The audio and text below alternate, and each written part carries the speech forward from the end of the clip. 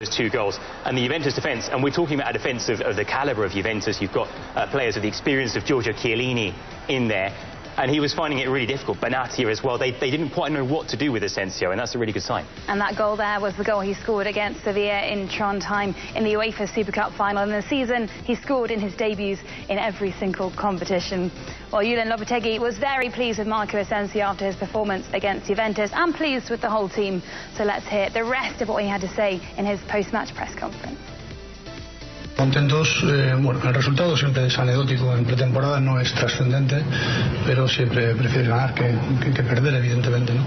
Así como dije que en el anterior partido había habido situaciones positivas en la derrota, pues hoy creo que también ha habido cosas muy positivas y siempre hay cosas a mejorar, claro, aún en la victoria, ¿no? Yo creo que el equipo va dando pasos adelante, teníamos enfrente a un rival tremendo, la Juve seguramente es el equipo que más y mejor se ha reforzado de todo el panorama internacional y además lleva 5 partidos también de ritmo. Bueno, yo creo que el equipo, a pesar de encajar ese gol de mala suerte nada más empezar, sin merecerlo, bueno, el equipo se ha rehecho, ha sabido tener tranquilidad, personalidad, seguir insistiendo en lo que creemos, en lo que trabajamos y hemos podido hacer un buen partido y luego pues ganar, que evidentemente también está bien.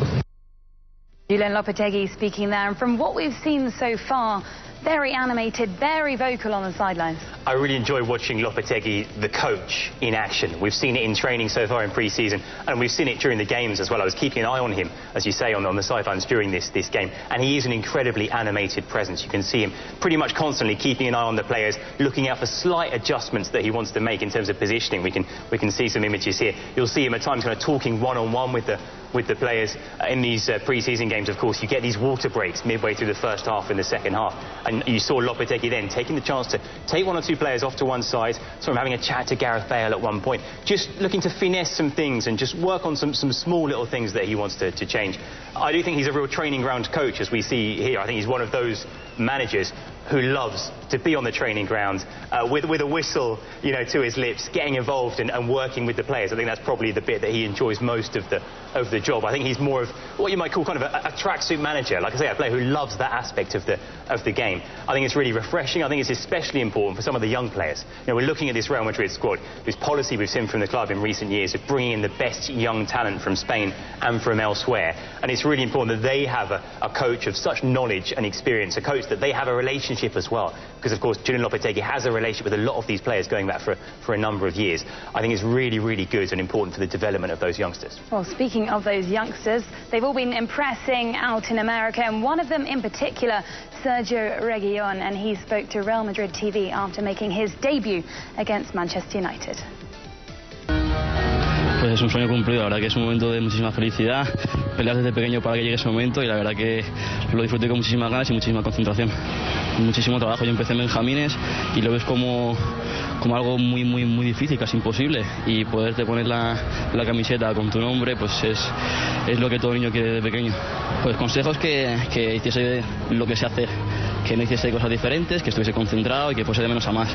Y sobre todo me acuerdo pues de mi padre y de mi familia, sobre todo. Hemos trabajado todos muchísimo por este momento y la verdad que súper agradecido a todo el mundo. Bueno, yo intento evadirme un poquito de eso, de no leer redes sociales, de estar un poquito al margen y estar concentrado en lo que tengo que hacer.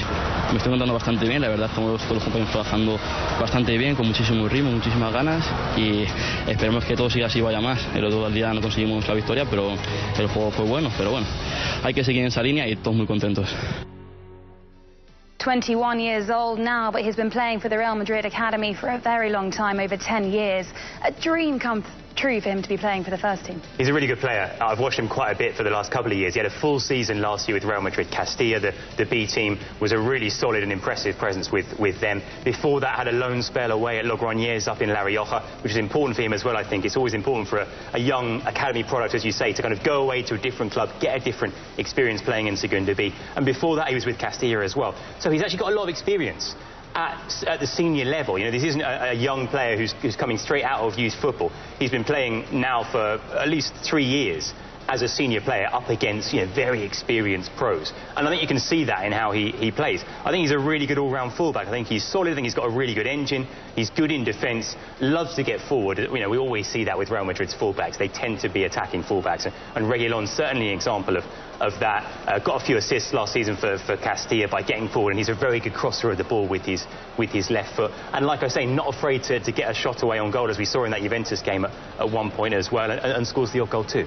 And do you think we could see him feature for the first team at times this season? I think he's ready. I think he's the natural next step in his development, as I say, having had, in total a season and a half with Castilla, having had a couple of loan spells. The next step for him is either to go out on loan perhaps to a top flight team, or maybe he's ready to play play a role in the first team squad. Like I say, I think he's capable of doing that. I think we've already seen enough of him in pre-season to see that he doesn't look out of place in this kind of company. He doesn't look out of place being in and around the Real Madrid first team. Of course, there's a lot of competition in that left-back spot, but if called upon, it's a long old season. We've talked about this before. You've got competitions like the Copa del Rey, in which younger players can get a look in, and that could be a chance for him. And we could see him feature in the next game, which is against Roma, taking place in the early hours of Wednesday morning, 2 a.m. Spanish time, at the MetLife Stadium in New Jersey. Roma, we're expecting tough opponents on the night. They've already beaten Barcelona in the International Champions Cup, and should be a good game. Yeah, they're a good team. I mean, Eric mentioned earlier just what a good campaign Roma had last season, how far they went in the Champions League, much further really than anyone expected. These are the kind of prestige pre-season games we're used to seeing these days in the International Champions Cup. You're always up against these big teams, these big opponents. Roma have got plenty of talent, and in recent years they've really established quite a clear identity. Kind of a little bit different, I think, from the majority of Serie A teams, of Italian teams. Roma that like to play a slightly more attractive brand of football than sometimes Italian teams are known for playing. Of course, they've lost some players. A big departure from them was the loss of the goalkeeper, Alisson, who's